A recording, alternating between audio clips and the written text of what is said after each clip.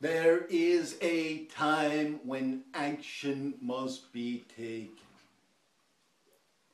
Your faith and religion requires you to take action, or it is not truly faith. It is merely a form without power. It is merely ritual, meaningless except for its social import. There is a time when you must stand for what you believe. The ancient Christians knew this when they would be asked to simply admit that Caesar was a god.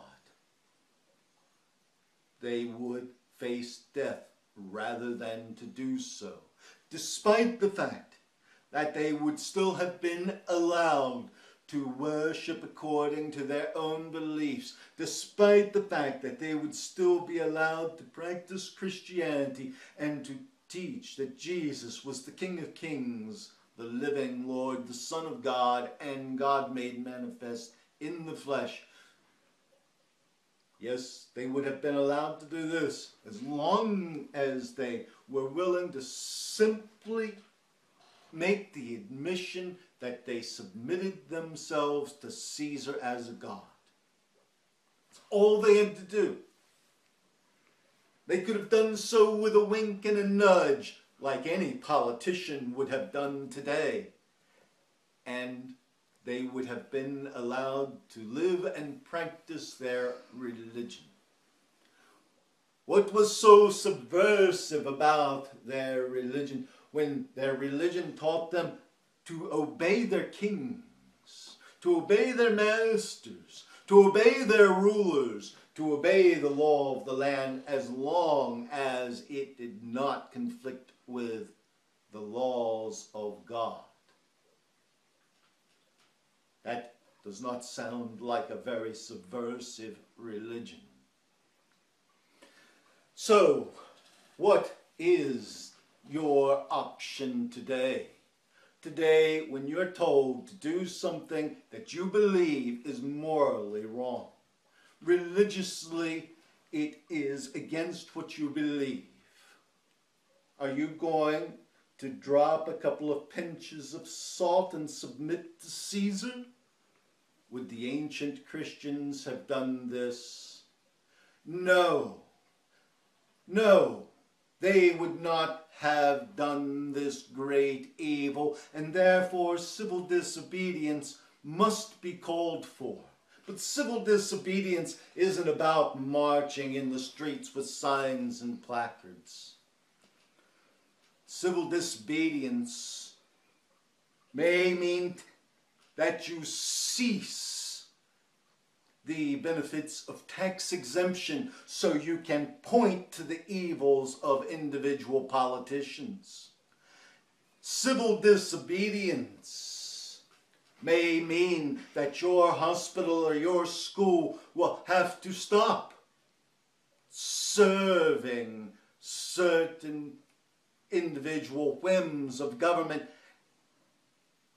and stop receiving federal funds or state funding. Civil disobedience may mean that your hospital, your doctor's office, your school will have to shut its doors or only receive people of your faith. It may mean that your institution, Jewish or Christian or Islamic, cannot do what the government asks it to do. It may mean that it actually has to stand and defy the government's will and wish. that it be subordinate to rules, regulations, and laws of the land. We encourage every bishop. We encourage every priest. We encourage every religious entity to stand upon your faith. Stand upon your faith, and if the government stands against that faith, be assured that you are in good company.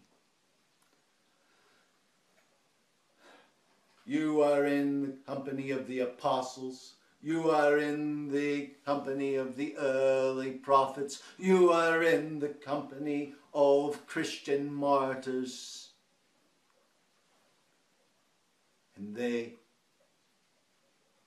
in their silent defiance, moved the world, turned the world upside down, and toppled governments. A government who defies God will be toppled. And we will say the same for Middle Eastern governments and for fanatic movements that think by suicide bombing or killing people that they can make change.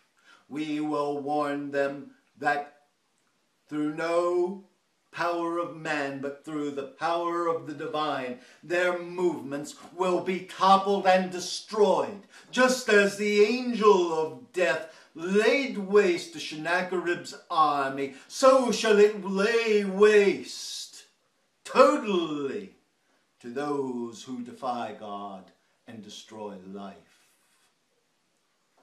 But the only destruction of life does not come from those individuals who think to destroy by maiming and killing those who are living. But there is even so the attack that is the official government attack upon life. Now we tell you this, surely, we tell you this truly. The government is not prepared to stand against the defiance of those who will take to their faith, take to prayer and meditation. Those who do work in the world have as a parish those for whom they work. Those who seclude themselves in prayer and meditation. The world, the universe, and the cosmos are their parish, for their prayers reach the far corners of existence. This is power. And we tell you now that there is not a government, there is not a kingdom, there is not an empire that can stand against the almighty ever-living God.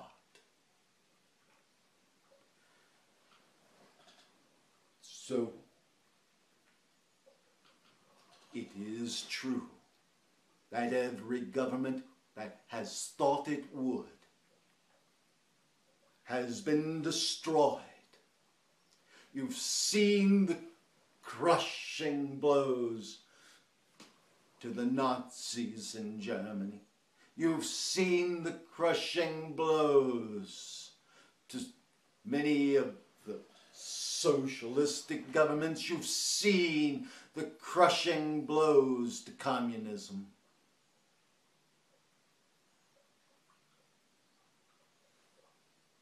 Do you think these same crushing blows will not befall the democracy, a kingdom or an empire that defies the divine?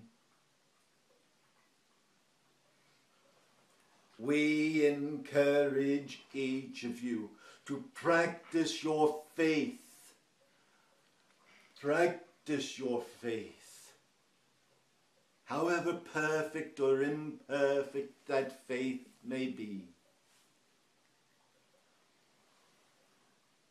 Baptist, Hindu, Islam,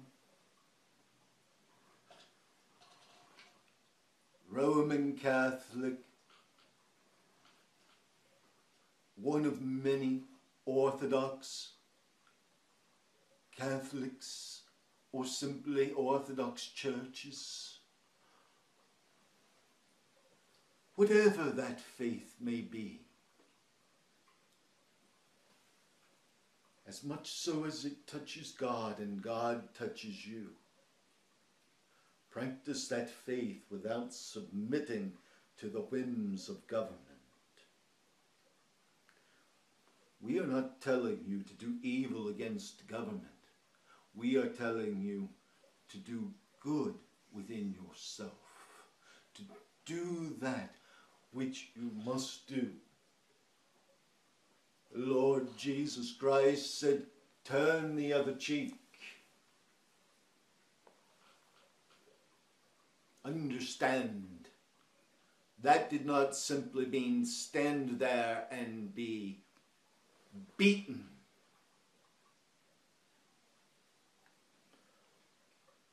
For to turn the other cheek in that culture, in that time, was a statement of strong defiance and was as much a passive-aggressive as it was anything else. You turned the other cheek, that was a insult, a belittlement, because when someone struck you, you were saying, I am better than you. Go ahead, strike the other cheek, show me how lowly you are. It was a humbling of the other person.